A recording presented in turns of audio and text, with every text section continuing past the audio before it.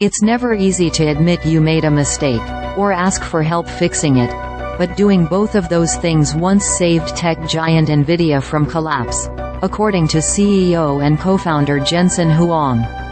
Nvidia is currently valued at more than $2.2 trillion, powered partially by the tech industry's artificial intelligence boom and high demand for its computer chips.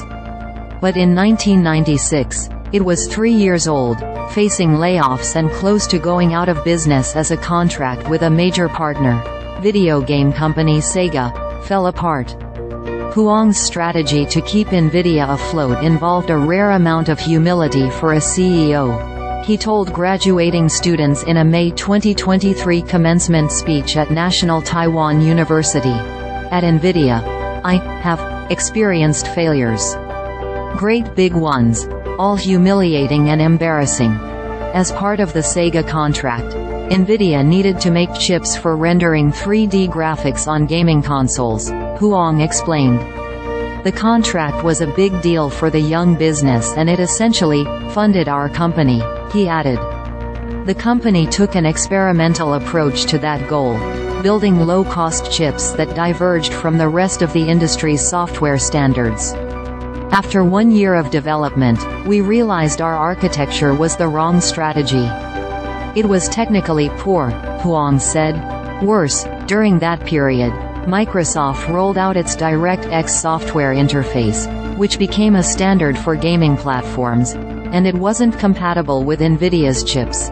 If we completed Sega's game console, we would have built inferior technology, been incompatible with Windows and be too far behind to catch up, Huang said. But we would be out of money if we didn't finish the contract. Either way, we would be out of business.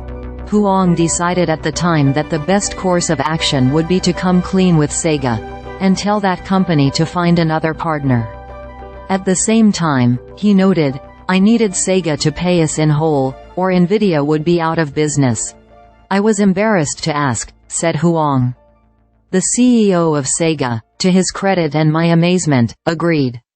His understanding and generosity gave us 6 months to live.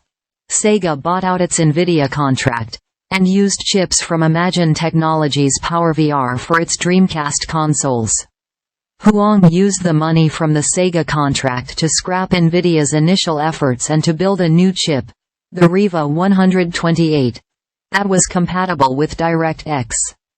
The new chip supported higher graphic resolutions than its competitors, and Nvidia sold more than 1 million units in 4 months in 1997, marking the company's first hit product and turning around its fortunes. "It wasn't easy to admit Nvidia's mistake and humbly ask a client for understanding," Huang said.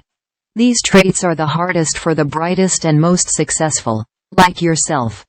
He was also adamant that swallowing his pride was the right thing to do for his company. "Confronting our mistake, and, with humility, asking for help, saved Nvidia," said Huang.